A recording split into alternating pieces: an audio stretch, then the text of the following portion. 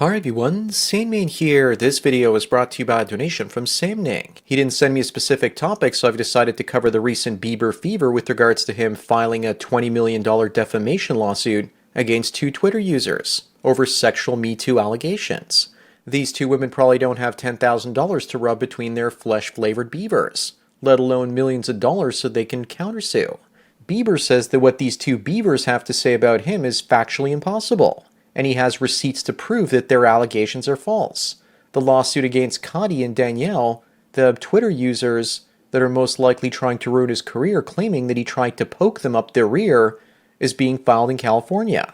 Bieber's lawsuit says this, and I quote, "It is abundantly clear that these two individuals are trying to capitalize on the climate of fear permeating the entertainment industry, Hollywood, and corporate America, whereby it is open season for anyone who makes a claim, no matter how vile, unsupported, and provably false, about anyone without consequence," unquote. But how exactly are they trying to capitalize on the fear of Me Too in the entertainment industry? Well, I'll get to that in just a moment. But let me first tell everyone about today's sponsor, Lindsay Transmission.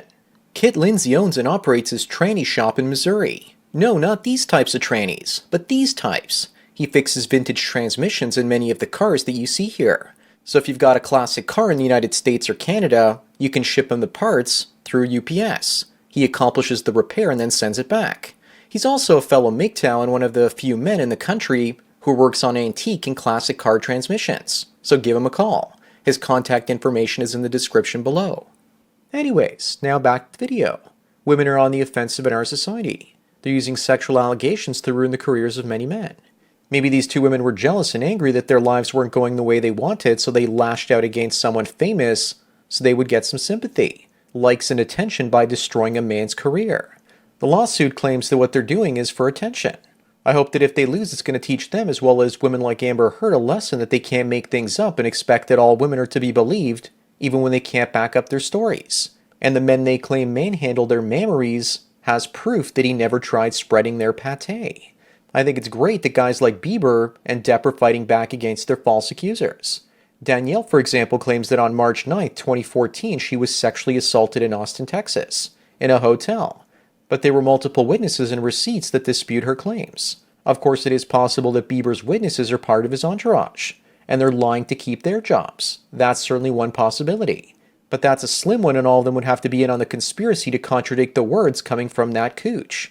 Bieber even had emails to prove that he wasn't there and that he was staying at an Airbnb.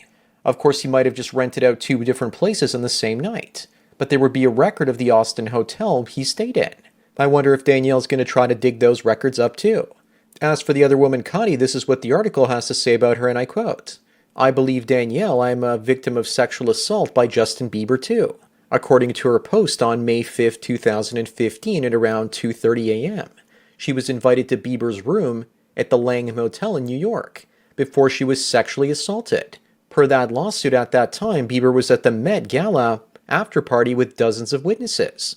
Bieber's suit also accuses Caddy of seeking fame, citing a pinned tweet from December 2018 on her Twitter account that says this, "I want to star on a Netflix series. Twitter, do your thing." The lawsuit also cites tweets from Caddy in which she says that she has never met with Bieber. Those include, according to the suit, "I swear if we don't meet, I'll find you and F you, Justin Bieber. You're so cute, I love you. I'll pay for you to rape me. Okay?" unquote. So there you have it, folks. A woman that admits she's never been with Bieber, yet she wanted the old in out from him and was willing to have him give it to her forcibly where she pee-pees. Again, something she said with witnesses. But as we all know, that all it takes is a couple of false allegations and a man is still in the hot seat. Corporations still won't work with him, even if he's been exonerated. It's like he's had a scarlet letter tattooed on his forehead. If Johnny Depp, for example, had fought back a lot quicker, it might have saved his movie career and landed him his old Jack Sparrow role. Instead, it looks as though they're most likely going to be casting a female in that role to replace Jack Sparrow in the next Pirates movie. The fact that Bieber is shoving a metaphorical broomstick up these two beavers and their ambitions tells me that he has very, very smart people working for him that have advised him if he doesn't respond to this situation immediately with a thermonuclear lawsuit option, that his career would be wrecked. I'm glad he listened to his advisors and did the right thing. Women that bring up false allegations need to have their lives ruined instead. Not all women should be believed without evidence. Last I checked, we still live in a society with the rule of law. regardless of how much feminists and Marxists want things to be different. This also has nothing to do with Me Too. It has to do with defamation. Someone saying something negative about someone that can jeopardize their career or reputation. The article also cites James Woods suing someone that called him a cocaine addict. A rumor like that most certainly would have an effect on his ability to make money. Recently, I was threatened by Lauren Southern for a video I made about her retirement. I was just repeating what other people had already said about her. Yet I was the one that was being targeted for defamation, and not the article, it seems. Looks like she also got in a bit of a fight with Paul Joseph Watson from what I hear. Not sure exactly what that was about.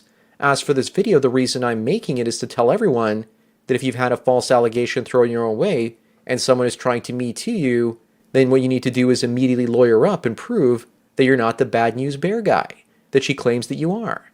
If you defend yourself with evidence immediately and witnesses that come to your defense, then it creates social proof that you're not a creepy goof. A guilty man gives up because he knows he can't win. An innocent man fights hard and fast and teaches those thoughts a lesson. Plus, witnesses also help add that social proof. Just like in the Too Little Too Late case of Johnny Depp, where Winona Ryder came to its rescue. Probably because she still finds him hot after all these years, especially since Depp used to ride her. Maybe she wants another ride. You see what I did there, don't you? Well, she now has a boyfriend. But when does that stop a woman from trying to monkey branch to a pirate and then sit on his shoulder clanging those cymbals over and over again in his ears? Well, if Depp gets back together with her, at least she's not a single mother. Even though she looks like she's closely approaching her real-life opportunity to marry Beetlejuice. In the case of Depp, there was more credibility from Amber Heard because she was famous. Plus, there was actually something to sue for in her case. But when the allegations come from some random woman on Twitter, and one of the Bieber Beavers deleted her Twitter account, that shows me that she's not all that credible.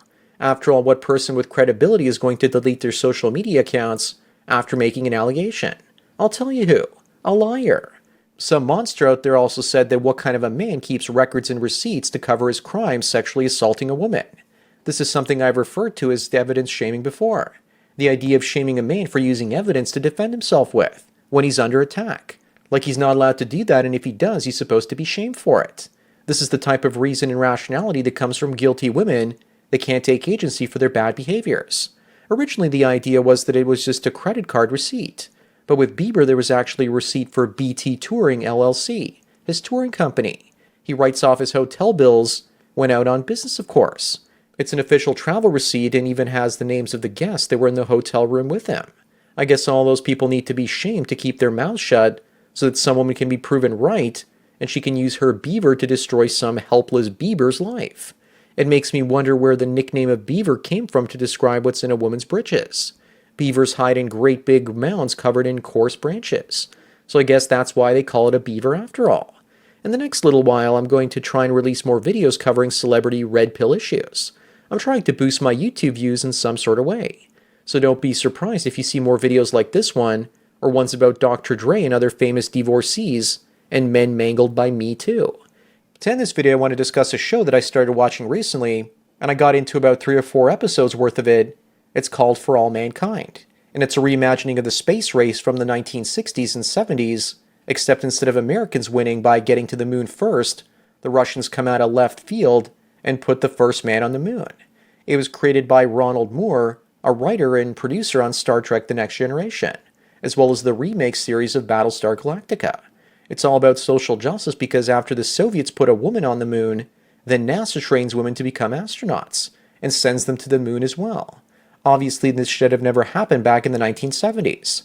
But it's an interesting alternative history show because it shows women being empowered to become astronauts, but it's not done in a way that's shoving it down your throat. Hence the title For All Mankind. Or as Justin Trudeau might say, For All Peoplekind, meaning that space is for everyone. I just started the 5th episode showing the first woman going to the moon. No one is saying that women are not capable of doing what men can.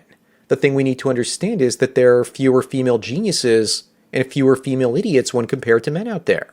But if you try and shoehorn the average Sally into a spaceship, you'll run into some big problems. And no, I'm not talking about space whales. Imagine a zero-gravity land whale. It would be like watching a manatee underwater. She would put that film Wall-E to shame. I've always said there's a right way and a wrong way to write female characters. The right way is to write them as male characters, with similar motivations. For example, in one of the episodes, one of the characters helps another one of her fellow female astronauts. It's great writing because it leaves the audience guessing about her true intentions. Is she helping the injured woman because of female-owned group preference? Or because she's trying to find a new creative way to score brownie points to become an astronaut? Because her approach up to that point had not been working. Regardless of what happens to this show, they're planning on doing more episodes in the 80s, 90s, and beyond. So get ready for more beavers in space. The show starts off following male astronauts and their wives, and now there are 4 lead female character astronauts for every 2 male ones. Even Buzz and Aldrin are shown as incapable crashing their lunar lander on the surface of the moon. Werner von Braun is kicked out of NASA for being a Nazi during the Second World War, and then women triumphantly ride his rockets into orbit. Yet even with all the not-so-obvious attacks against men in the series, I'm still enjoying it. Ronald D. Moore has taken social justice in the media to dangerous new levels. It's become something far more insidious instead of something as obvious as Batwoman. Sexism against men is evolving to be more subtle instead of over the top. Watch For All Mankind, you'll see exactly what I mean.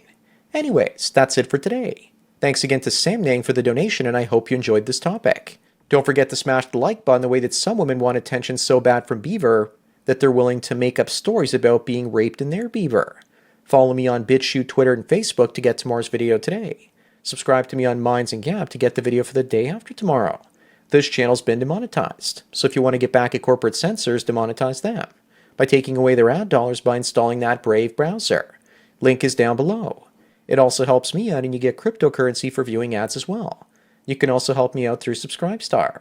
Thanks for taking your daily dose of red pills, and remember, a red pill a day keeps Justin Bieber from getting crushed by 2 naked land whales and their beavers in zero gravity away. So enjoy the rest of your day, and cheers. Now you can order and pay for dolls through 6 easy monthly payments so long as your credit is approved. Francesca is the favorite of many guys. How about Xena? She's certainly going to make your life full of wonder. You can also play patty cake with Jessica Rabbit if you prefer. Maybe this Tinkerbell will make you swell. Their futanari attachments also fit most dolls. If you have to ask about that, then it's not for you. What are you waiting for? It's time to trade shekels for some silicone jigglies. So lifelike you'll want to take all of them for a ride on your swing swang. Check out the YouTube channel as well as the website down below.